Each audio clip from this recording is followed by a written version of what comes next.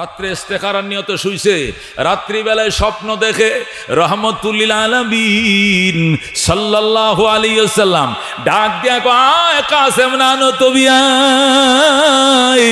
নবী কাসেম নানো তবিকে এক হাতে ধরছে আর লাঠিরে এক হাতে নিয়ে নবী কয় মাদ্রাসা বানানোর জন্য যে জায়গা খুঁজতেছো, আমার মাদ্রাসা তো ব্রিটিশরা বন্ধ দিয়ে কলকাতা আলিয়া বানাইছে, এটা আমার মাদ্রাসা নয়, এটা ইহুদিদের মাদ্রাসা, খ্রিস্টানদের।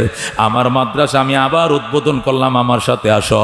নবীজি বাম হাতে সাব্বির আহমদ উসমানীকে ধরছে, কাসেম নানতুবিকে ধরছে, ডান হাতে লাঠি দিয়ে দাগ দিছে আর বলছে সকালবেলা দাগটা যতটা এলাকায় পাইবা পুরো এলাকাটাকে মাদ্রাসার বাউন্ডারি নির্ণয় করবা। আল্লাহু আকবার। এডি কাসেম নানতুবি সাব্বির আহমদ উসমানী সহ উলামায়ে কেরাম স্বপ্ন যুগে দেখছে। স্বপ্ন তো দলিল না, ঘুম থেকে উঠছে, ওইটা দেখে কি দেখলাম, কি দেখছো? একজন একজন করে স্বপ্নের ব্যাখ্যা দেওয়া শুরু করলো। আমি তো একই স্বপ্ন দেখছি, হে কো আমি এইটাই দেখছি, সে কো আমারে নবী কইছে, সে কো আমার হাতে ধরছে, সে কো আমারে নবী বলছে। তাহলে ঠিক আছে, সকালবেলা দেখা যাবে লাঠির দাগ পাওয়া যায় কিনা। সকালবেলা যা দেখে লাঙ্গল দিয়া দাগ দিলে যেরকম রেক হয়ে যায়, পয়গম্বরের হাতের লাঠির ইশারা এরকম রেক পড়ে গেছে। যেরকম আল্লাহু আকবার। ইলম যারা শিখে তাদেরকে আলেম বলা হয়। ইলম কাকে বলে? কোরআন এবং সুন্নাহর জ্ঞান, নবীর থেকে যেটা পাইছি, খোদার থেকে যেটা পাইছি, এটা এলেম। আর আমরা যে এমনি যারা শিখি, নজরুল ইসলামে লেখছে, খায়রুল ইসলামে পড়ি, রবি ঠাকুরে লেখছে, কবি ঠাকুরে পড়ি, এটা এলিম না, এটা হলো সাধারণ জ্ঞান, বিদ্যা বুদ্ধি, বিদ্যা বুদ্ধি। আমি হব সকালবেলার পাখি, সবার আগে কুসুমবাগে উঠবো আমি ডাকি, সূর্যি মামা জাগার আগে উঠবো আমি জেগে, হয়নি সকাল গোমো এখন মা বলবেন রেগে। লেখছে জসিমউদ্দিন। আমি করিমউদ্দিনে ফললে এটা কি হইল? এলেম হইল না বিদ্যা হইল? বিদ্যা, এলেম নয়। এলেম কি? আলহামদুলিল্লাহি রাব্বিল আলামিন আর রহমানির রহিম কলিজা ছিদ্র হয়ে যায়। কতক্ষণ ঠিক কিনা? এটা হলো এলেম। খোদা প্রদত্ত জ্ঞান, ওহির জ্ঞানকে এলেম বলা হয়। মানুষে লেখে, এক মানুষে লেখে, আরেক মানুষে পড়ে, এটাকে বিদ্যা বলা হয়। বেশ কম আছে না নাই? দুইটার মধ্যে বেশ কম আছে কিনা? এলেমের বাড়ি আরশে আজিমে, লৌহে মাহফুজে, আর দুনিয়ার বিদ্যা বুদ্ধির বাড়ি হলো জমিনে। কথা কোন ঠিক কিনা? ঠিক কিনা? এলেম কাকে বলা হয়? এই জ্ঞানকে এলেম বলে যে জ্ঞান জ্ঞানীকে পাহারা দেয়, কিন্তু দুনিয়ার বিদ্যা জ্ঞানীকে পাহারা দিতে পারে, নাও দিতে পারে। ওই কথা ঠিক আছে কিনা? অনেক উচ্চ শিক্ষিতরা আছে, হাফ প্যান্ট ভরে ভরে ঘুরতেছে সখীপুর বাজারে, টাঙ্গাইল ঘুরতেছে। কি ব্যাপার? কি এটা পড়ছেন কাহা? এটা ত্রিকটার, এটা পরা যায়। এগুলো আমরা স্ট্যান্ডার্ড হিসাবে মাঝে মধ্যে পড়ি, ছুটির দিনে ত্রিকটার পরা যায়। আল্লাহু আকবার। এই যে নুরানির দুধের বাচ্চাগুলো ট্রেনিং দিছে, আমার একটা নুরানির দু তিনটে হাফেজ হয়েছে, আর একটা ছোটটা রয়েছে এখনো, এটা নুরানিতে পড়ে। 6 বছর বয়স, আফফান আমার ছোট ছেলেটা। ওর আম্মায় আমার সামনে বলতেছে শুক্রবারে আও বাবা গোসল করাই দিই, শুক্রবারে গোসল করাতে। কয় না, তুমি গোসল করাইলে আমার নুনু দিকে লাইবা, তুমি গোসল করলে আমার নুনু দিকে লাইবা। হুজুরে শিখাইছে শরীর পাক, জামা পাক, জাগা পাক। 17 টাকা, 17 টাকা বুঝেন তো? 17 টাকা বুঝেননি? নাভির থেকে হাঁটু বন্ধ ডাইকে রাখা। শরীর আকাম আর কান 13 ফরজ। যেরকম আল্লাহু আকবার। এগুলো সব সময় আপনাকে আমাকে ফলো করে চলতে। এটা ফরজ, এটা সুন্নত না। শরীর 1 নম্বরে শরীর পাক, 2 নম্বরে জামা পাক, 3 নম্বরে জায়গা পাক, 4 নম্বরে 17 টাকা অক্তসিনা, কেবলামুখী দাঁড়ায়া নামাজ পড়া, কেরাত করা, রুকু করা, সিজদা করা, আখিরি বৈঠক। যেরকম আল্লাহু আকবার। এটি বাচ্চাদেরকে আমাদের টিচাররা তালে তালে শেখায়, তালে তালে শেখায়। তো আবার বুঝায়, শরীর পাক বুঝো তো, এই করে পাক করতে হবে। জামা পাক বুঝো তো, এমনি এমনি কাপড় চোপড় ধুইতে হবে। 17 টাকা বুঝো তো, নারীদের জন্য মাথার তালার থেকে পায়ের তালা সব ডাইকে রাখতে হবে। পুরুষের জন্য নাভির থেকে হাঁটু পর্যন্ত ডাইকে রাখা, এটা ফরজ। এই যে বুঝায় দিছে, আর যে মাথায় ঢুকছে এলেম, এই ঢোকার পরে আর তাকে কাইটা ফেলাইবেন, কিন্তু সে উলঙ্গ হবে না, নাভি কেউ দেখবে না, হাঁটুর উপর অংশ কেউ দেখবে না। কথা কোন ঠিক কিনা? ওই 55 বছরের খাটাস, সে রিল্যাক্সে ঘুরতেছে ত্রিকটার পরে। আরে 8 বছরের যুবক, সে বলতেছে মা তুমি গোসল করাইলে নুনু দিই কে পালাইবা, আমার গোসল আমি করব। তাহলে তার এলেমে পাহারা দিছে কিনা? দিছে কিনা? এলেম ওই জ্ঞানকে বলা হয় তার জ্ঞানীকে পাহারা দিবে। বিদ্যা পাহারা দিতেও পারে, নাও দিতে পারে, গ্যারান্টি নাই। ফ্যামিলি ভালো হইলে পাহারা দেয় না, তো বা পাহারা দেয় না। দোস্ত এলেম বলা ওই জ্ঞান, যে জ্ঞান জ্ঞানীর সাথে দুনিয়াতেও থাকে, কবরেও থাকবে, মিজানেও থাকবে, ফুলসিরাতেও থাকবে। জান্নাতে ঢোকার পরে ওই জ্ঞান তার সাথে থাকবে, তারে বলা এলেম। আর দুনিয়ার জ্ঞান মৌতের বিছানা পর্যন্ত থাকবে। মরার পরে একটা শরীয় সরে একটা ABCD অন্তরে থাকবে না, বিদায় নিয়ে নিবে। এলেম আর বিদ্যার মধ্যে পার্থক্য আছে। দুনিয়ার জ্ঞান কতটুকু পর্যন্ত? আপনি ঢাকা বিশ্ববিদ্যালয়ের প্রফেসর, টাঙ্গাইল সরকারি কলেজের লেকচারার, ইংলিশে অনর্গল, যেই মালাকুল মউত আজরাইল আপনার ঘরে ঢুকবে রিটায়ার্ডের পরে, যখন ঘরটা নড়তে থাকবে বুঝবেন আজরাইল ঘরে ঢুকছে, সাথে সাথে উড়াল দেয়া দুনিয়ার জ্ঞান সব চলে যাবে। একটা শরীয় সরা এখানে থাকবে না, একটা ABCD থাকবে না, দুনিয়ার কোনো জ্ঞান থাকবে না। ওই কোরআনের 2-4টা সূরা জানা থাকলে, 2-4টা হাদিস মসলা মাসাল জানাতে, এটি শুধু দিল পাহারা দিবে। এছাড়া আপনার অন্তরটাকে পাহারা দেওয়ার মতো কোনো বিদ্যা এখানে থাকবে না, সব চলে যাবে। আল্লাহু আকবার।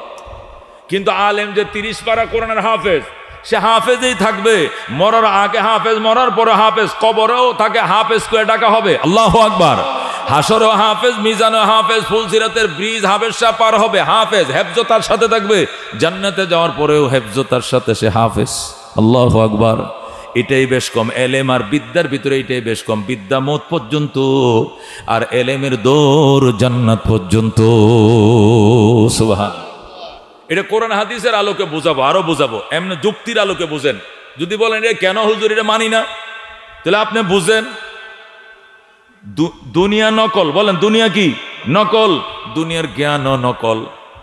নকল জ্ঞান নকল দেশে থেকে যাবে, ওই ফারে, বর্ডার ফারে, ওই ফারে যাবে না। দুনিয়া নকল, দুনিয়া ভেঙ্গে চুরমার হয়ে যাবে, দুনিয়া থাকবে না, ভেঙ্গে চুরমার হয়ে যাবে। দুনিয়ার জ্ঞানও নকল, দুনিয়ার জ্ঞানও ভেঙ্গে চুরমার এই দেশে পড়ে থাকবে। পরকাল আসল, এলেমও আসল। এই জন্য এলেম আসল জিনিস, আসল দেশে চলে যাবে। সুবহানাল্লাহ। আরো বুঝেন, দুনিয়া নকল, দেহ নকল। দুনিয়া নকল, দেহ নকল। পরকাল আসল, রূহ আসল। এই জন্য নকল দেহ, নকল দুনিয়াতে পড়ে থাকবে, মাটির নিচে পুঁতে রাখবে, পোকামাকড়ে খেয়ে ফেলবে।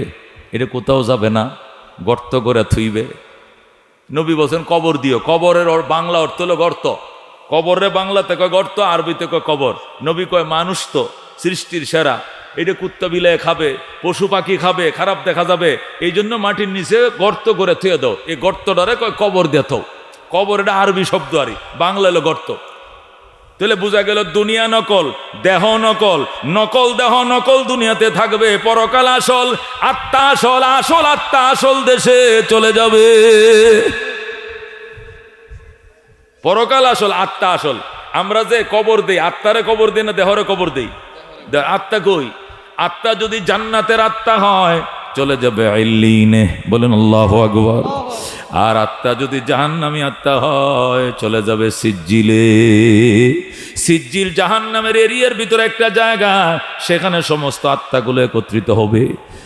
আর ইল্লিন 7 আসমানের উপরে জান্নাতের একটা এরিয়া, সেখানে আল্লাহওয়ালা জান্নাতীদের আত্মা সবুজ পাখির কাবারের ভিতরে হয়ে জান্নাতে উড়াল মারতে থাকবে। তাহলে কি বুঝলাম? নকল নকলের সাথে মিলে, আসল আসলের সাথে মিলে। কতক্ষণ ঠিক কিনা? দুনিয়া নকল, দেহ নকল। নকল দেহ, নকল দুনিয়াতে পড়ে থাকবে। পরকাল আসল, রূহ আসল। আসল রূহ আসল দেশে চলে যাবে। ঠিক তদ্রূপ দুনিয়া নকল, দুনিয়ার বিদ্যা বুদ্ধিও নকল। এই যে নকল বিদ্যা বুদ্ধি দুনিয়াতে থাকবে, এটা পরকালে একটা সরিয়ে সরাও যাইত না, ABCD ওই পারে যাবে না। কিন্তু পরকাল আসল, এলেম আসল। এলেম আসল দেশে পরকালে চলে যাবে, জান্নাত পর্যন্ত এলেমের দৌড় ছাতে যাবে। সুবহানাল্লাহ। আল্লাহ নবী বলেন ইউকালু লি সাহিবিল কোরআন, আল্লাহর পক্ষ থেকে জান্নাতের গেইটে কোরআনওয়ালাকে বলা হবে ইকরা ওয়ারতাকি ওয়ারাতিল কামা কুনতা তুরাতিলু ফিদ দুনিয়া ফা ইন্না মানজিলাকা ইনদা আখিরি আয়াতিন তাকরাউহা। জোরে কোন সুবহানাল্লাহ। ইউকালু লি সাহিবিল কোরআন, কোরআনওয়ালাকে বলা হবে জান্নাতের গেইটে। আল্লাহ কোরআনওয়ালাকে বলবেন ইকরা, পড়ো। আল্লাহ বলবেন ইকরা মানে কি? পড়ো। ওয়ারতাকি, চড়ো, পড়ো। আর সিঁড়িতে উপরে উঠো, তালা বাও। এক একটা আয়াত পড়বা, এক একটা তালায় উঠবা। ইকরা ওয়ারতাকি। আল্লাহ জান্নাতের গেইটে বলবেন এবার কোরআন পড়ো আর উপরে চড়ো, পড়ো আর চড়ো, পড়ো আর চড়ো। আমি কত তলায় উঠবো? আল্লাহ বলবেন ফাইন্না মানজিলাকা ইনদা আখিরি আয়াতিন তাকরাউহা, তোমার তালার গণনা ওখানে শেষ হবে, আয়াতের গণনা যেখানে শেষ হবে। সুবহানাল্লাহ। তুমি যদি পড়ো 6666 আয়াত, তুমি উঠবে 6666 তলায়। সুবহানাল্লাহ। রাজিনা কিসমাতাল জব্বার ফিনা লানা ইলমুন ওয়ালিল আদাই মালো ফাইন্নাল মা লা ইয়াফনা আন করিবিন ওয়া ইন্নাল ইলমা ইয়াবকা লা ইয়াজালু লাকাদ জানাল বিলাদা ওয়া মান আলাইহা ইমামুল মুসলিমিন আবু হানিফা ফামা ফিল মাশরিকিনা লাহু নাযীরু ওয়ালা ফিল মাগরিবিনা ওয়ালা বিকুফা। মারহাবা। এই জন্য দোস্ত বলতেছিলাম কোরআনটা জান্নাতে যাবে। কেমনে যাবে জান্নাতে? কয় দেহটা হইলো নকল। দেহটা কি নকল? এটা হলো মোবাইলের মতো। আর আত্মাটা হলো আসল। আত্মাটা হলো সিমের মতো। মোবাইলের ভিতরে সিম কার্ড থাকে না? সিমটা হলো আত্মা, মোবাইলটা হলো কি দেহ। কয় মোবাইল যদি ভেঙে যায়, পুড়ে যায়, তাহলে নতুন মোবাইলে আবার সিমটা ঢুকাইলে আবার আগের মতো নেট আইসা যায়। কথা কোন ঠিক কিনা? কয় দেহটা যদি ফসে যায়, দুনিয়াতে গলে যায়, পরকালে আল্লাহ আবার নতুন দেহ বানাইবেন, আর ওই আত্মার সাথে কানেকশন দিয়া দিবেন, আবার কোরআন 30 পারা আইসা যাবে। বলেন আল্লাহু আকবার। আপনার মোবাইলে অনেক ফাংশন আছে, 4GB 3GB ফুল করা আছে, অনেক কিছু আছে। কোনো কারণে টেহান খায়া আসার খায়া মোবাইলটা ভেঙে গেছে। কি হয়ে গেছে? ভেঙে গেছে। তাহলে কি আপনার 4GB সব শেষ? সব শেষ? কিচ্ছু শেষ হয় নাই।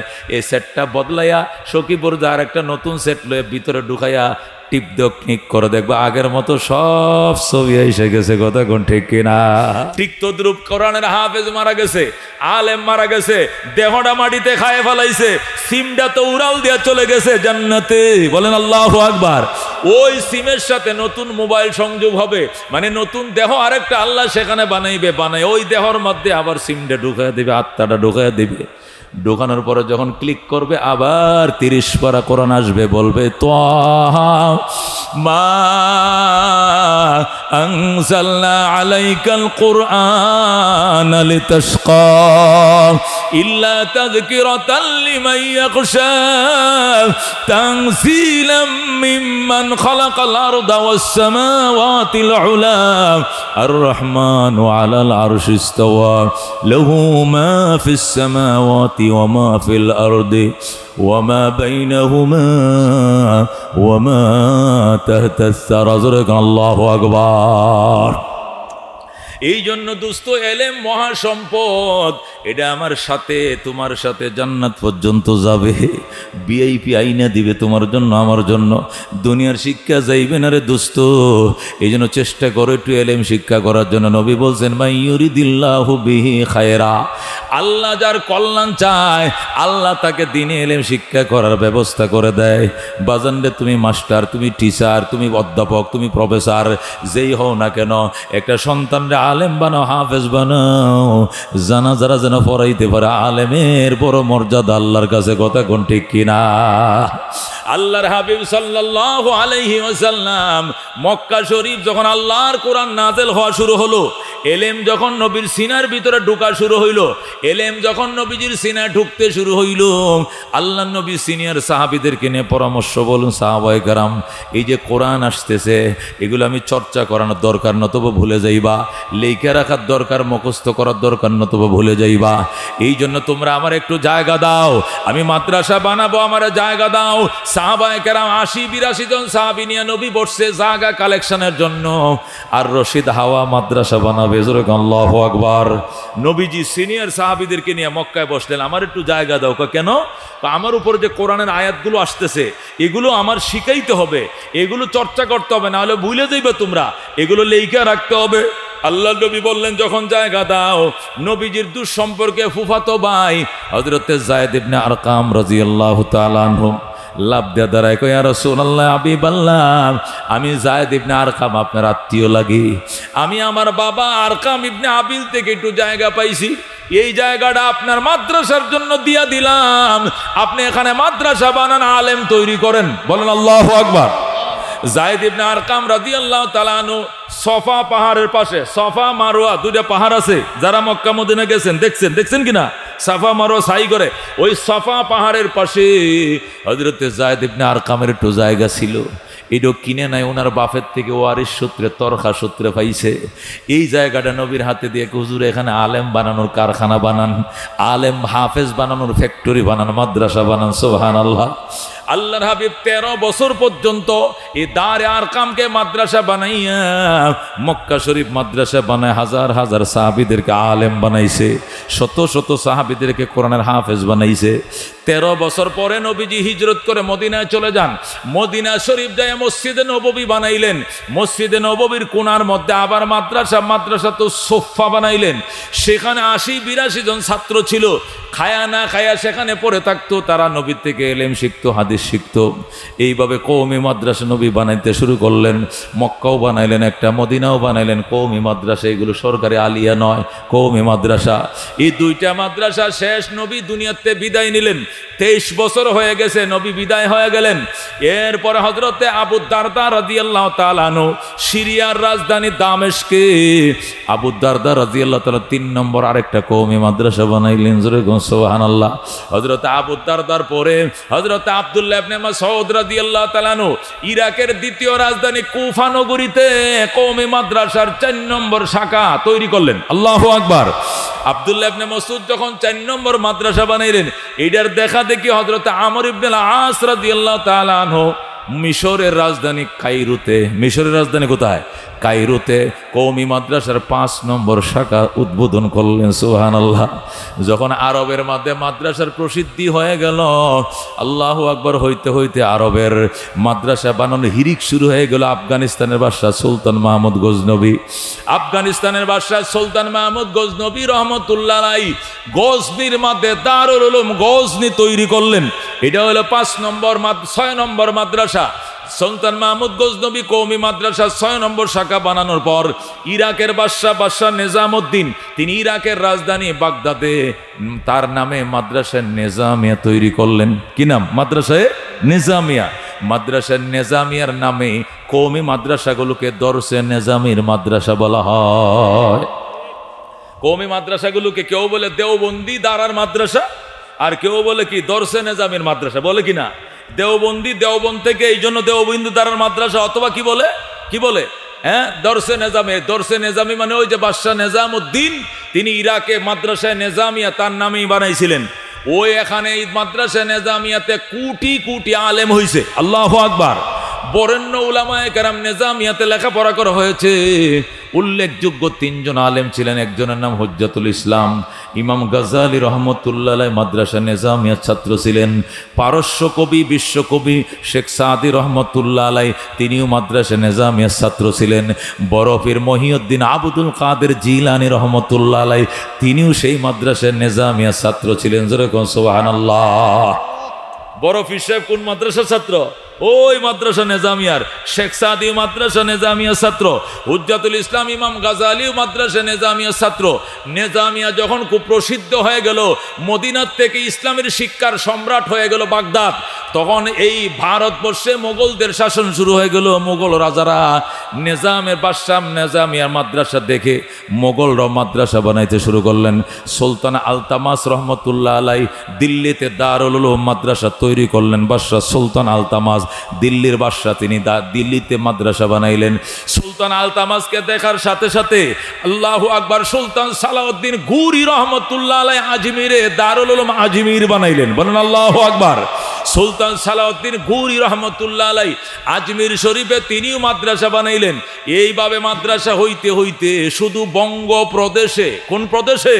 বঙ্গপ্রদেশ মানে যে এলাকার মানুষ বাংলায় কথা বলে, বাংলাদেশ, কলকাতা, আসাম, উড়িষ্যা, কয়টা প্রদেশ? 4টে প্রদেশ। এটাকে বঙ্গপ্রদেশ বলা হইতো। এই বঙ্গপ্রদেশের মধ্যে 80,000 মাদ্রাসা ছিল। কয় হাজার? 80,000 মাদ্রাসা ছিল। মাদ্রাসাগুলো যেন সুন্দর চলতে পারে এই জন্য মোগল রাজারা তাদেরকে রেজিস্ট্রেশন দিয়ে রাখছিল, এবং প্রত্যেকটা মাদ্রাসার জন্য 200 বিঘা 300 বিঘা 1000 বিঘা পর্যন্ত মাটি ছিল, জমিন ছিল। এই জমিনের ফসল বিক্রি করে মাদ্রাসা চলবে, কোনো সাহায্য মাগতে হবে না। আল্লাহু আকবার। এইভাবে 80,000 মাদ্রাসা ছিল। মদিনার থেকে শিক্ষার কেন্দ্র, প্রাণ কেন্দ্র হয়ে গেল বাগদাদ। বাগদাদ থেকে শিক্ষার প্রাণ কেন্দ্র হয়ে গেল বঙ্গপ্রদেশ। আল্লাহু আকবার।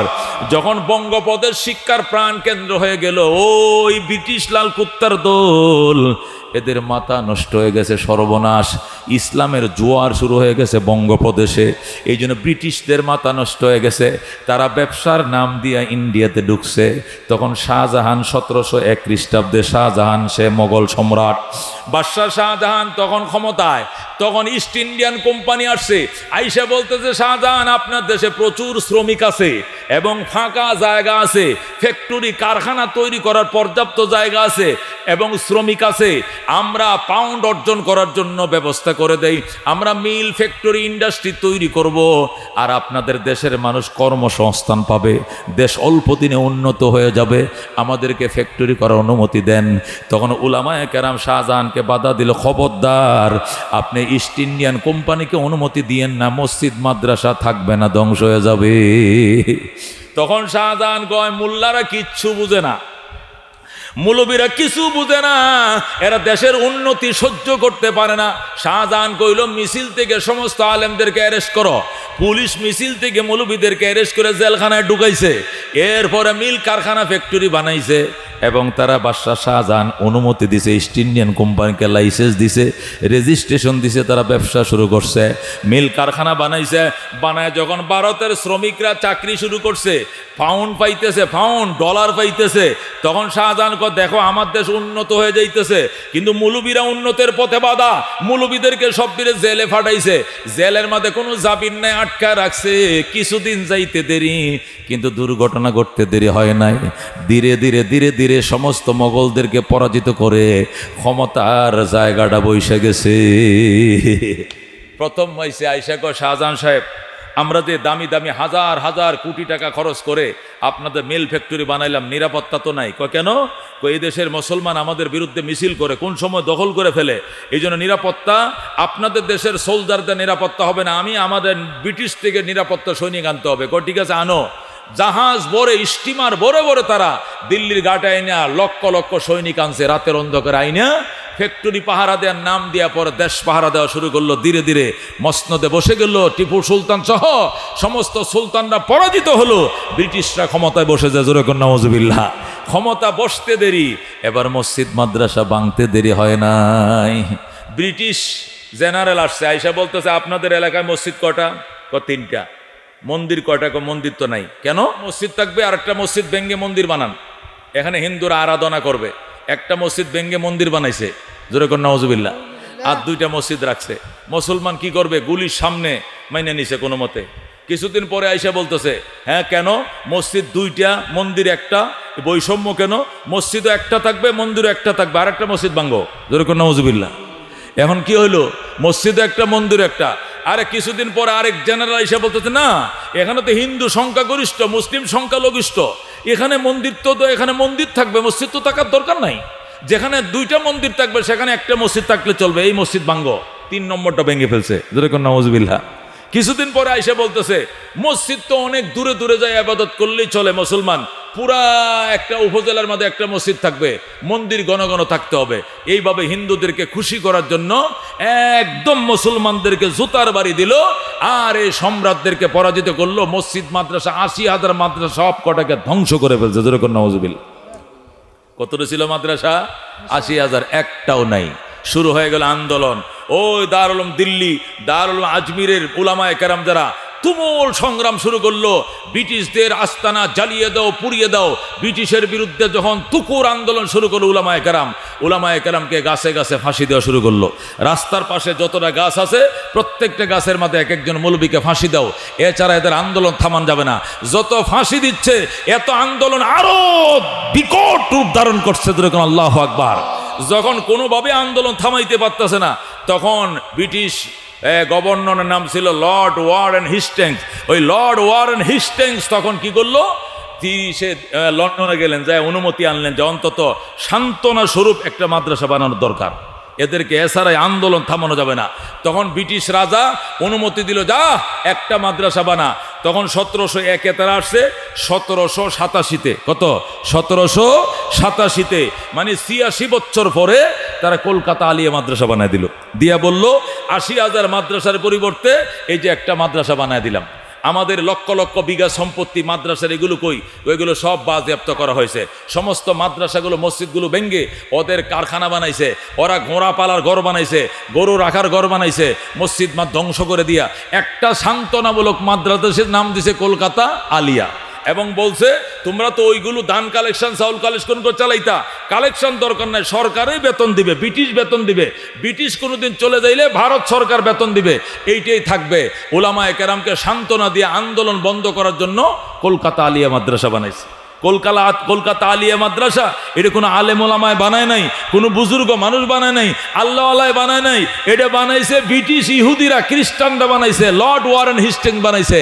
একটানা 25 জন প্রিন্সিপাল ছিল কে, খ্রিস্টান। যেরকম নওয়াজুবিল্লাহ, কয়জন প্রিন্সিপাল? মাদ্রাসার জমি কিনে দিছে খ্রিস্টানে, মাদ্রাসা বিল্ডিং করে দিয়েছে খ্রিস্টানে, সিলেবাস তৈরি করছে খ্রিস্টানে, শিক্ষক স্টাফদের বেতন দেয় খ্রিস্টানে, জায়গা জমি দিছে খ্রিস্টান, সব করছে খ্রিস্টান। এটা কি মুসলমান পালার মাদ্রাসা না গোড়া কাটার মাদ্রাসা? গোড়া কাটার জন্যই কলকাতা আলিয়া মাদ্রাসা বানাই দিল।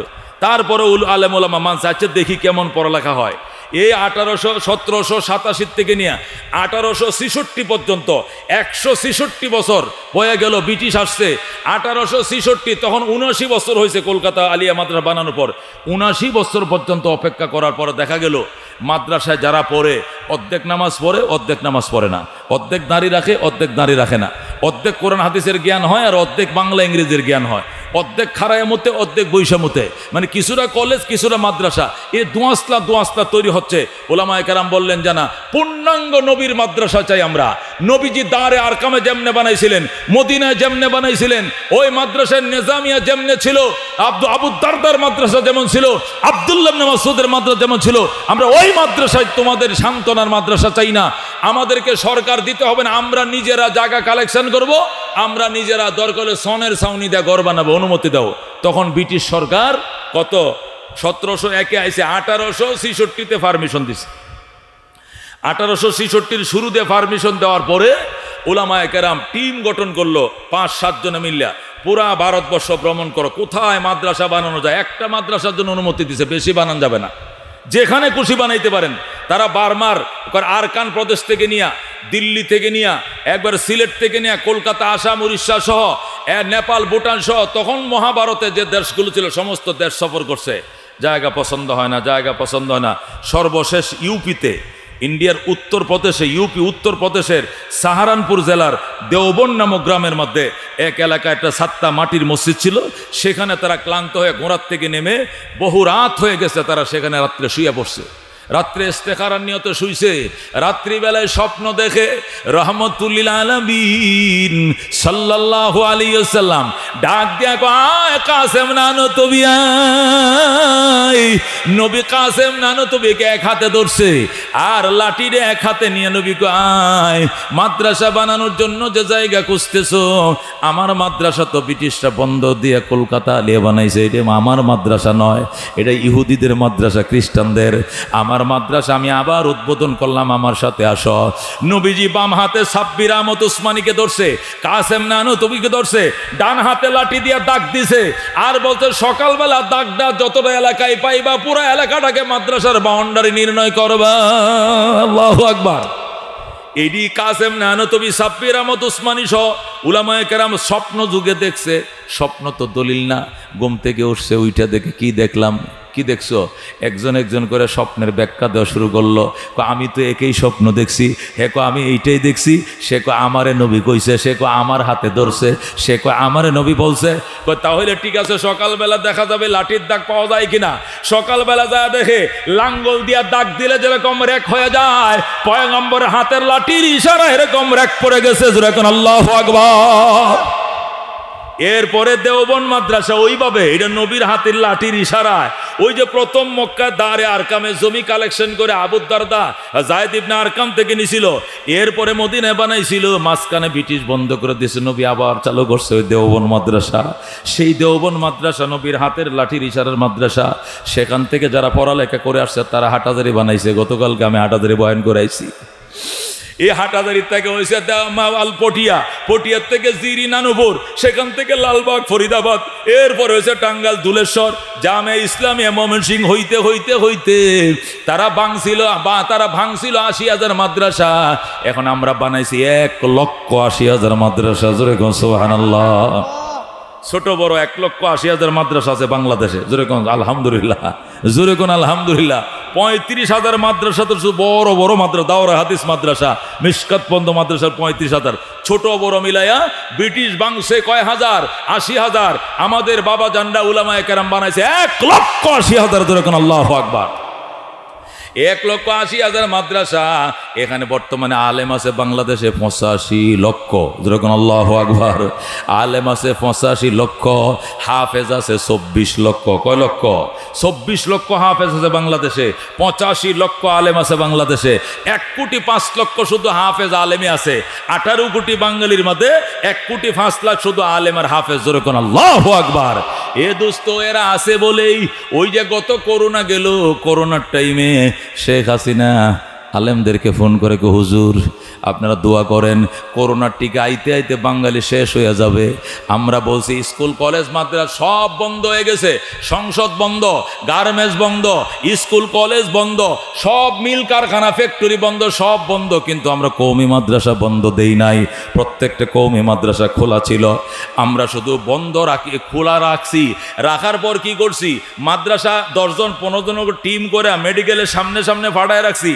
তারা একই কোয়ারেন্টাইনের পোশাক পইরা হসপিটালগুলোর সামনে গেছে, মানুষ মারা গেছে, ওয়ারিসদার কেউ লাশ নিতে আসে না, আইলে ওইদেরও করোনা হইব, কেউ লাশ নিতে আসে না। আমরা গেছি, আমরা নিজে যাইয়া জানাজার গোসল করাইছি, কাফন চড়াইছি, জানাজা পড়াইয়া লাওয়ারিস গোরস্থানে দাফন করছি, অথচ আত্মীয় স্বজন আসে নাই। ওই করোনার টাইমে যদি আলেম ওলামারা, বিশেষ করে ঢাকা শহরে আমরা ৫০টা টিম গঠন করেছিলাম, মাদ্রাসা ছাত্ররা, ওই শাহজাহানপুর মির্জা আব্বাসের বাড়ির সামনে বড় হাসপাতাল, কুর্মিটুলা হাসপাতাল, ঢাকা মেডিকেল, প্রত্যেকটা মেডিকেলের সামনে ২-৩টে করে টিম পাঠাইছি। মন্ত্রী মারা গেছে, এমপি মারা গেছে, আত্মীয় স্বজন ডরে কাছে যায় না, দূরের থেকে গ্লাসের মাধ্যমে দেখে এদের করোনা দূরে ফেলাইব, কোয়ারেন্টাইনে যাইতে হবে। কিন্তু আমরা গেছি, হাতাইছি, ধরছি, গোসল করাইছি, জানাজা দিছি, কিছুই হয় নাই। উলামায়ে কেরাম যদি না থাকতো জানাজাও পাইতা না, বিনা গোসলে কবরে পড়ে থাকা লাগতো। কথা কোন ঠিক কিনা? এ দোস্ত আজকে এই কথাগুলো কেন বলতে হয়? এই জন্য বলতে হয়, অনেকে বলে হুজুর আমাদের জেনারেল শিক্ষা একমুখী, আমরা বাংলা মিডিয়াম হোক আর ইংলিশ মিডিয়াম হোক আমাদের শিক্ষা তো একমুখী, কিন্তু আপনাদের ধর্মীয় শিক্ষা দুই ধরনের কেন? কিছু কওমি, কিছু আলিয়া, এমন কেন? বাজান আমাদের শিক্ষা একমুখী। আগেও কওমি ছিল, এখনও কওমি আছে। মাঝখানে ব্রিটিশরা এসে আমগোর খাদের উপরে, সরকারের খাদের উপরে আলিয়া জুলাইয়া থুয়ে গেছে। কতক্ষণ ঠিক কিনা? এটি থুয়ে গেছে, সরকার বন্ধও করে নাই, এখনও আলিয়া চলতেছে। চলুক, এটা হিংসাও করি না, বদনামও করি না, ওইটাও একটা শিক্ষা প্রতিষ্ঠান, শিখতেছে, হইতেছে ভালো। কিন্তু মদিনার শিক্ষা, নবী যেটা শিখাইছিলেন, নবী যেটা উদ্বোধন করছিলেন, ওইটা আলিয়া নয়। আলিয়া কোনো আলেম ওলামা বানায় নাই, কোনো ইমানদারও বানায় নাই। আলিয়া সলিড একজন খ্রিস্টান, এই ভারতের যিনি কি ছিলেন, গভর্নর ছিলেন, লর্ড ওয়ারেন হেস্টিংস বানাইছেন, তিনি প্রথম প্রিন্সিপাল ছিলেন। কথা কোন ঠিক কিনা? তারপরে আমাদের উলামায়ে দেওবন্দের বহু বরেণ্য উলামায়ে কেরামরা আলিয়াতে যায় কি পড়াইছে? হাদিস পড়াইছে, বুখারী পড়াইছে, মুহাদ্দিস ছিল। কথা কোন ঠিক কিনা? বহু দেওবন্দের ছাত্ররা আলিয়াতে ওই শিক্ষকতা করছে, হাদিস কোরআন পড়াইছে। এই জন্য এলেম ওখানেও আছে, আমল ওখানেও আছে। তুলনামূলক একটু বেশি কওমি মাদ্রাসাতে এলেমের সংখ্যাটা অনেক বেশি। কথা কোন ঠিক কিনা? ওরে দোস্ত, নিজের ছেলেকে বানাইছো ব্যারিস্টার, কালেক্টর, অনেক কিছু বানাও, নিষেধ নাই, জায়েজ আছে। তারপরেও নিজের ছেলে যদি তোমার জানাজা পড়ায়, আলহামদুলিল্লাহ, আশা করা যায় তোমার জীবনের গুনাহ মাফ। জোরে আল্লাহু আকবার। কাতার সোজা করেন। আমার জানাজা, আমার বাবার জানাজা আমি পড়াইতেছি, বাবার সাথে কোনো আচার ব্যবহারে কষ্ট পাওয়া থাকলে মাফ করে দিবেন। কাতার সোজা করেন, আল্লাহু আকবার বলে সন্তান যদি জানাজা পড়া হয়, আল্লাহ রাব্বুল আলামিন বাবার গুনাহ মাফ করে দিবেন। সুবহানাল্লাহ। আর যদি বলেন ওই বাইতুল্লাহর ইমাম, আব্দুর রহমান সুদাই শেখ সুদাইসিকে আইনা জানাজা পড়াবো, আপ ডাউন বিমান ভাড়া আমি দিব, গুনাহ মাফের গ্যারান্টি নাই। নিজের সন্তান আলেম বানাও, আল্লাহ রাব্বুল আলামিন গুনাহ মাফের গ্যারান্টি দিছে। জোরে গান আল্লাহু আকবার। ময়দানে হাসর যখন শুরু হয়ে যাবে, আল্লাহ রাব্বুল আলামিন নবী রাসূলগণকে নিয়ে মিম্বরে বসবেন, বিরাট বড় আসন নিয়ে বসবেন, আর বলবেন জান্নাতবাসী কিছু লাগবো নি কও। জান্নাতীরা বলবে আল্লাহ এমন দেওয়া দিছে না আর কিচ্ছু লাগতো না, দেখো কিছু লাগবে কিনা। জান্নাতীরা বলবে তাহলে নবী রাসূলরা কোনো কথা বললেন না, আমি জান্নাতি সাধারণ পাবলিকের সামনে কিছু কথা বলতে চাই। আচ্ছা তোমরা জান্নাত পাইছো নি? পাইছি। নিয়ামত পাইছো নি? পাইছি। আরো কিছু লাগবে নি? বলবে না আর কিছু লাগবে না। মালাইনুন রাত ওয়ালা উযুনু সামিয়াত ওয়ালা খাতার আলা কলবি বশর, এত জিনিস আম করে দিছেন, কোনোদিন কেউ চোখেও দেখে নাই, কানেও শুনে নাই, অন্তরে কল্পনাও করে নাই। এত নিয়ামত দিয়ে আমাদেরকে ভরে দিয়েছেন, কিচ্ছু লাগতো না। আল্লাহ বলবেন দেখো আরো কিছু লাগবে কিনা, চাইতে দেরি হবে, দিতে দেরি হবে না। আল্লাহ জান্নাতীরা বলবে আল্লাহ একটা জিনিস লাগবে, কি? আপনার সন্তুষ্টি লাগবে। জোরে কোন আল্লাহু আকবার।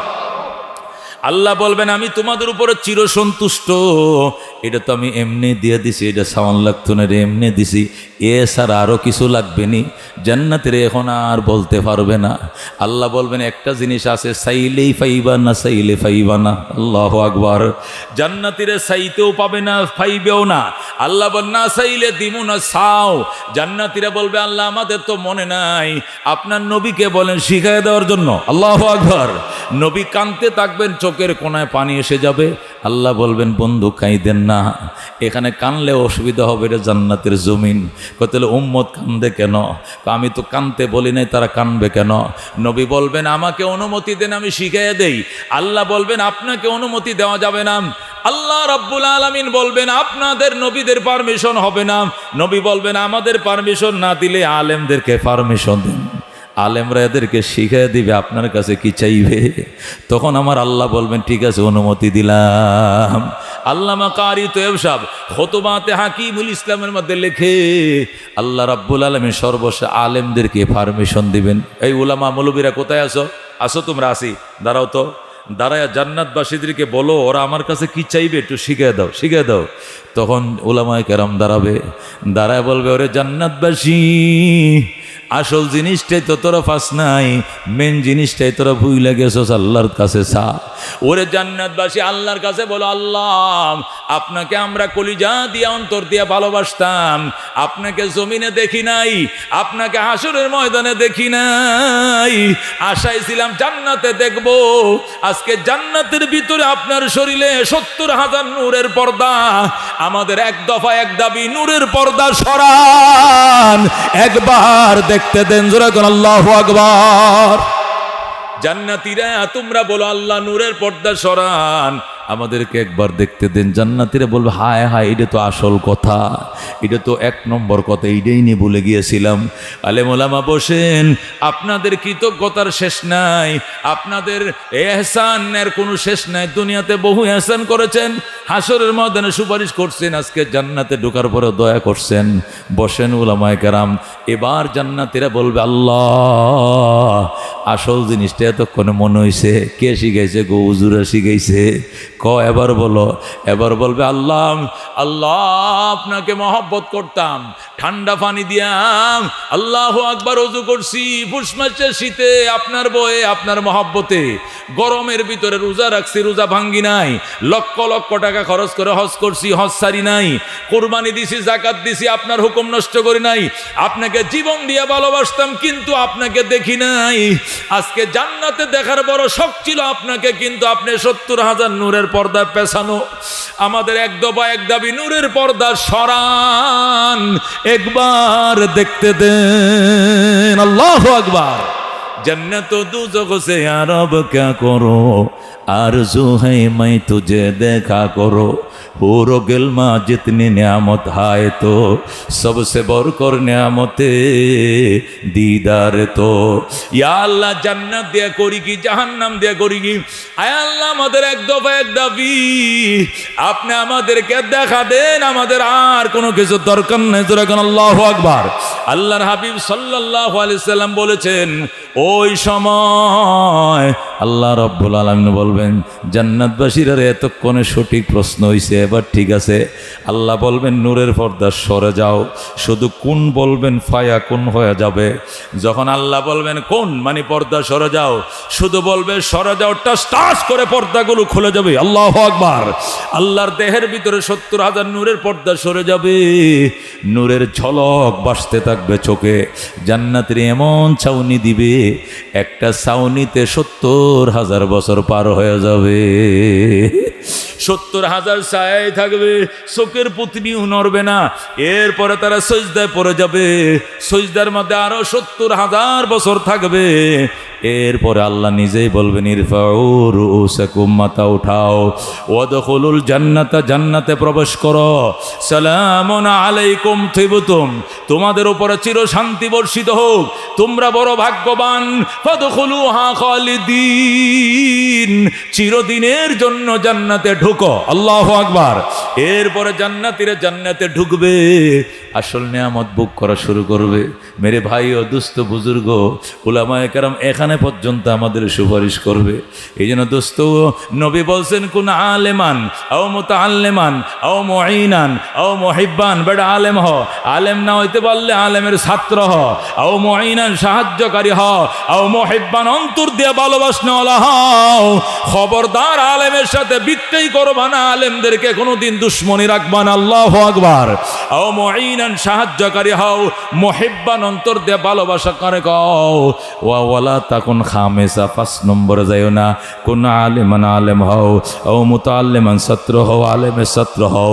আজকে যারা এখানে বইছেন হুজুরের সামনে নিয়ত করেন, হুজুরের ছাত্ররা দুলেশ্বর মাদ্রাসা টাঙ্গাইল যেমনে পড়ে, আমরা এই 1 ঘন্টার জন্য হুজুরের সামনে এইভাবে বসলাম। আল্লাহ তালেব ইলমের খাতায় আমগোর নাম লেখাল। হুজুরে কোন আমিন। রাজি আছেন কি আপনারা? তালেব ইলমে রাজি আছেন তো ইনশাআল্লাহ? আল্লাহ রাব্বুল আলামিন বলছেন ইয়া আইয়ুহাল্লাযীনা ইত্তাকুল্লাহ, হে বিশ্বাসীরা আমি আল্লাহকে ভয় করো, ওয়াবতাগু ইলাইহিল ওসিলা, আমি আল্লাহর কাছে ওসিলা তালাশ করো। আল্লাহকে আমারে ভয় করো আর আমার কাছে ওসিলা খুঁজো। ওসিলা মানে কি? ওসিলা মানে কি বিশ্বাস? ওসিলা মানে কি লাল গাঁজাওয়ালা? ওসিলা মানে ফিতাওয়ালা? ওসিলা মানে কি ভান্ডারি? ওসিলা মানে কি মাজার? নয়। মুফাসসিরিনে কেরাম বলেন ওসিলা 4 জিনিসের নাম। কয় জিনিসের নাম? জরে ওসিলা কয় জিনিসের নাম? আল্লাহ বলছেন ওয়াবতাগু ইলাইহিল ওসিলা, আমার কাছে ওসিলা খোঁজো, ওসিলা নিয়ে আসো। 4 জিনিস ওসিলা। কয় জিনিস? 1 নম্বর কিতাবুল্লাহ, 1 নম্বর ওসিলা হবে কিতাবুল্লাহ, আল্লাহর কোরআন। জান্নাতে যাওয়ার জন্য ওসিলা হবে। জোরে কোন সুবহানাল্লাহ। 1 নম্বরে কিতাবুল্লাহ। এই তোমরা অনেক ডিস্টার্ব করতেছো বারবার, তোমাদের চলাচলে সবাই তোমাদের দিকে তাকায় তাকায়। এটা তো হইলো না, ফিট করছো, ফিট করে থুয়ে দাও। এটা তো হইলে আমি প্রথমে না করতে চাইছিলাম যে না করে দেই, পরে আবার কিতা কও না কও, হুজুর দূরেতে আইছি। আচ্ছা যাও, এই হেদায়েতের নিয়তে ওয়াজ প্রচারের জন্য আমরা অনুমতি দিলাম, নাহলে তো হুজুর যেখানে আসে হুজুর অনুমতি দেয় না। কথা কোন ঠিক কিনা? তারপরে ডরে ডরে আমি কইতেছি হুজুরে কোন সময় বকা দেয়, এরপরে তোরা তো দাঁড়ায় ডিস্টার্ব করতেছস। কারণটা কি? একটা দাঁড়াবি না, এটা হইলে হইব, না হইলেও নাই, চুপ করে বসে থাক। কয় জিনিসের নাম ওসিলা? আল্লাহ বলেন ইয়া আইয়ুহাল্লাযীনা আমানুত্তাকুল্লাহ, হে বিশ্বাসীরা আমি আল্লাহকে ভয় করো, ওয়াবতাগু ইলাইহিল ওসিলা, আমার কাছে ওসিলা নিয়ে আসো। বাজান ওসিলা ছাড়া পার হওয়া যাবে না। কতক্ষণ ঠিক কিনা? এটা আল্লাহর কোরআনের কথা। তবে ওসিলাটা কি এটা বুঝতে হবে। 4টে জিনিস ওসিলা। কয়টা জিনিস ওসিলা? 1 নম্বরে কিতাবুল্লাহ, আল্লাহর কোরআন হবে মানুষের নাজাতের জন্য ওসিলা। যেরকম সুবহানাল্লাহ। নবী বলছেন কোরআন যখন সুপারিশ শুরু করবে জাবিন করাইয়াই ছাড়বে। কোরআন এত বড় ব্যারিস্টার, সে বলবে আয়া রাব্বি ইন্নী মানাতুহুন নাওমা বিল্লাইলে ফাশাফিনি ফিহি, আল্লাহ গো রাত্রে তোমার বন্দারে ঘুমাইতে দেই নাই, আমি কোরআনকে তেলাওয়াত করছিল, কোরআন বুঝছিল, কোরআন মতো আমল করছিল, আমি কোরআনের সুপারিশ কবুল করো। নবী কয় ফায়ুশাফান, সাথে সাথে কোরআনের সুপারিশ কবুল করে আল্লাহ বন্দাকে মাফ করে দিবেন। যেরকম সুবহানাল্লাহ। এই জন্য ওসিলা 4 জিনিসের নাম। কয় জিনিস? 1 নম্বর ওসিলা কিতাবুল্লাহ, 2 নম্বর ওসিলা হলো রাসূলুল্লাহ। বলেন আল্লাহু আকবার। আল্লাহর হাবিব হবেন উম্মতের নাজাতের জন্য ওসিলা। নবী কি হবেন? আমাদের মুক্তির জন্য ওসিলা হবেন। কথা কোন ঠিক কিনা? আল্লাহ বলেন ওয়ালা সাউফা ইউতিকা রাব্বুকা ফাতারদা, ওয়ালা সাউফা ইউতিকা রাব্বুকা ফাতারদা, ওয়ালা সাউফা ইউতিকা রাব্বুকা ফাতারদা। এইটা কি সূরা আদ-দুহার মধ্যে আপনারা পড়ছেন না, আছে কিনা? ওয়ালা সাউফা ইউতিকা রাব্বুকা, আল্লাহ আমার বন্ধু, ওয়ালা সাউফা মানে অতি শীঘ্রই ইউতিকা রাব্বুকা, আপনার রব আপনাকে এমন কিছু দিবেন, ফাতারদা পাইয়া আপনি খুশি হয়ে যাবেন। সুবহানাল্লাহ। দুস্থ, আল্লাহ নবী সাল্লাল্লাহু আলাইহি সাল্লাম মুখ বেজার হয়ে বসে রয়েছে, দান মুবারক ভাঙ্গে গেছে, দাঁত শহীদ হয়ে গেছে, গড়ে ভাত নাই, দেশের মানুষ তাড়ায় দিছে, দেশ থেকে বিদেশ আইছে, টেনশন কোনো শেষ নাই। তায়েফবাসীরা নবীকে মারছে, চাচারা নবীকে গালি দিছে, দেশের মানুষ নবীকে বিট্টাই করছে। এই জন্য নবী মন খারাপ করে বসেছিলেন। ইতিমধ্যে জিব্রাইল 3 দিন পর্যন্ত আসে না। কেন? নবীজির খাটের নিচে একটা কুত্তার বাচ্চা মরে গেছিল, এটা ময়রা দুর্গন্ধ ছুটছে, নবী জানে না। কিন্তু ফেরেশতারা যেখানে দুর্গন্ধ সেখানে ফেরেশতারা যায় না। পেঁয়াজ রসুনের গন্ধ থাকলে নবী ফেরেশতারা ঢুকে না। এই যে কুত্তার বাচ্চা খাটের তলে পরে মরে রয়েছে, নবী জানতেন না। এই জন্য 3 দিন জিব্রাইল আসে না, জিব্রাইল আসতেছে না। এই জন্য নবী টেনশনে পড়ে গেছে। আবার কাফেরদের দুর্ব্যবহার, আরো টেনশন। এতিম নবী আরো টেনশন। খাদিজাতুল কুবরার ইন্তেকাল আরেক টেনশন। নানান টেনশনে যখন হুজুর বিমূঢ় ছিলেন, তখন আমার আল্লাহ ডাক দেখো, আল্লাহ সাউফা ইউতিকা রাব্বুকা, অতি শীঘ্রই আপনার রব আপনাকে এত কিছু দিবে, এত দেয়া দিবে, ফাতারদা, আপনি খুশি হয়ে যাবেন। ওই আশায় মন খারাপ করেন না। নবী কই, কি দিবেন আপনি আমাকে? আল্লাহ আরদা, আমি কখনো সন্তুষ্ট হব না যতক্ষণ পর্যন্ত আমার একটা গুনাহগার উম্মত জাহান্নামে থাকবে। আল্লাহু আকবার। আমার একটা গুনাহগার উম্মত জাহান্নামে থাকা পর্যন্ত আমারে কইতেছেন ফাতারদা, আমার বন্ধু তুমি খুশি হয়ে যাইবে, আমি জীবনেও খুশি হব না। ইদাল্লাহ আরদা, আমি খুশি হব না। আল্লাহ কি কইলেন? আমার মুখের উপরে আপনি না করলেন খুশি হইবেন না, কব না কিয়া? আমার একটা গুনাহগার উম্মত জাহান্নামে থাকা পর্যন্ত আমি নবী খুশি হব না, আমার মুখে হাসি পাবেন না। আল্লাহ আপনার সব গুনাহগার উম্মত রে জাহান্নাম থেকে জান্নাত দিয়া এরপরে হলেও আপনার মুখে হাসি ফুটাবো। আল্লাহু আকবার। মনে বড় আশা ছিল যাব মদিনায়। আল্লাহু আকবার। কাফেলাতে কে যাও তুমি, কে যাও বেয়ে তোরি অবাই, সঙ্গে নিয়ে যাইও মোরে খানি কৃপা করি, সঙ্গে যদি না লাও মোরে গিয়ে মদিনায়, এই গরিবের সালাম দিও মদিনার বাদশায়। আমার আশা আছে সম্বল নাই, করি কি উপায়, মনে বড় আশা ছিল যাব মদিনায়। কে কে যাইতে মন চায় মদিনা? হাত বাড়ান। নবীজি উম্মতের উসিলা হবেন, আল্লাহ তুমি কবুল করো। আল্লাহ মক্কা মদিনা না দেখায় তুমি মরণ দিও না। যখন আমি আমার জীবনের দালান কোটা, গাড়ি বাড়ি, নারী সব কিছুর আগে প্রথম চাহিদা মদিনা যাব। আছে? রাজি আছেন ইনশাআল্লাহ। আল্লাহ কবুল করো যখন আমি ছাত্র জীবনে বলতাম, আমি মেখল মাদ্রাসা যখন হেদায়েতুন ক্লাসে পড়ি, তখন সাতকানিয়ার হুজুর আছিল একজন, হুজুর মনে আছেন? সাতকানিয়ার হুজুর মাওলানা গোলাম কাদের সাহেব মেখল মাদ্রাসা পড়াইতো। মুফতি আজম ফয়জুল্লাহ রহমতুল্লাহ তাকে শিক্ষক বানাইতে হয়ে গেছে মেখল মাদ্রাসা। কালকে মেখল মাদ্রাসায় এমন টাইমে আমি বয়ান করতেছি, সুবহানাল্লাহ। আজকে ওনার কবরের পাশে কালকে বয়ান করতেছে, আজকে টাঙ্গাইল চলে এসে।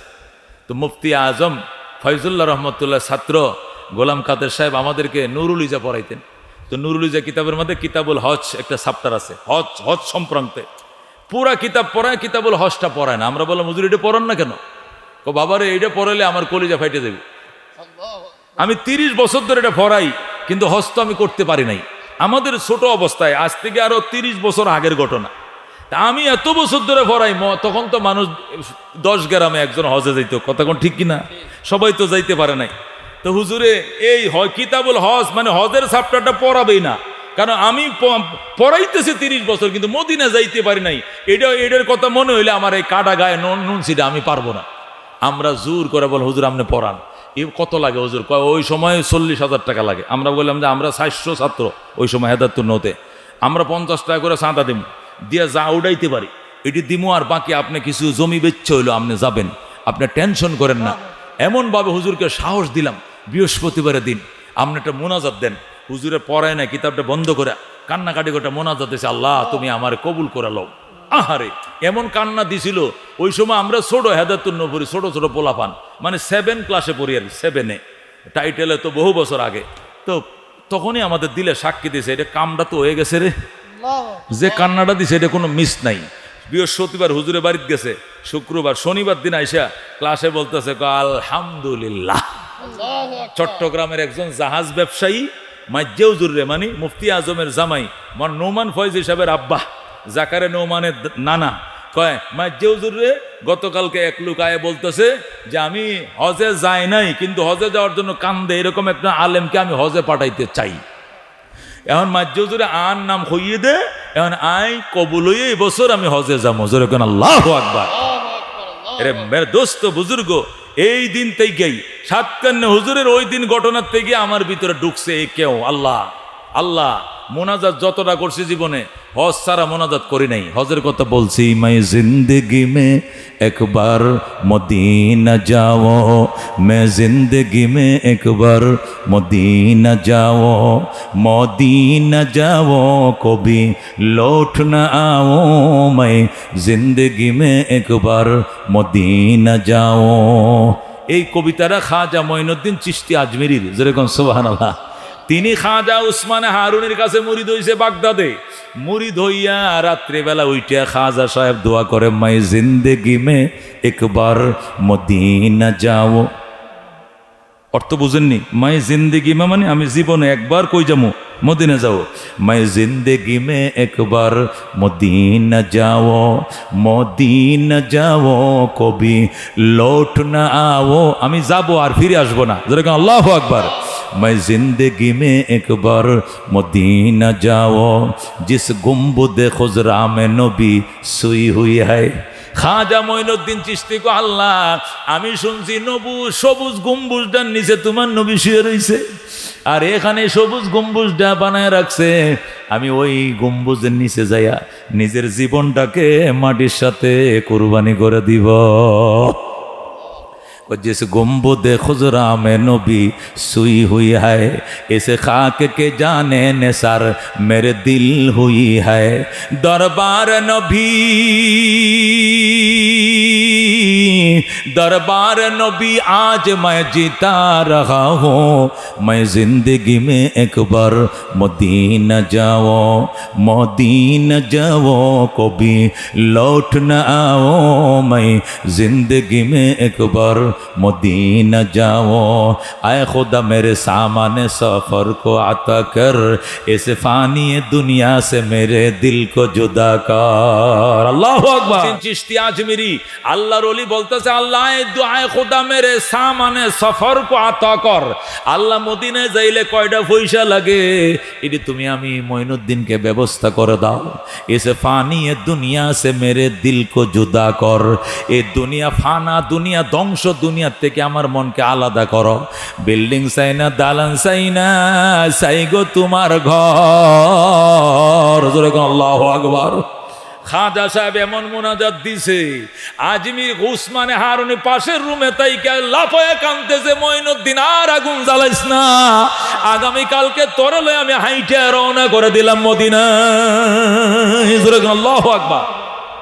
পরের দিন সকালে উসমানে হারুনি মঈনুদ্দিন চিশতিরে লইয়া ওই গাঁটি গুট্টি লইয়া এই কেটলি সুলা, তুষের সুলা কেটলি সহ গাঁটি গুট্টি লয়ে মদিনায় রওনা। আল্লাহু আকবার। মনে বড় আশা ছিল যাব মদিনায়, আরব সাগর পারি দেব নাইকো আমার তরি, পাখি নয় যে ওরে যাব ঢানাতে বর করি। যেরকম আল্লাহু আকবার। এ মদিনা কে কে যায় বাবাজান? আল্লাহ তুমি কবুল করো, যেরকম আমিন। আল্লাহ মঞ্জুর করো, যেরকম আমিন।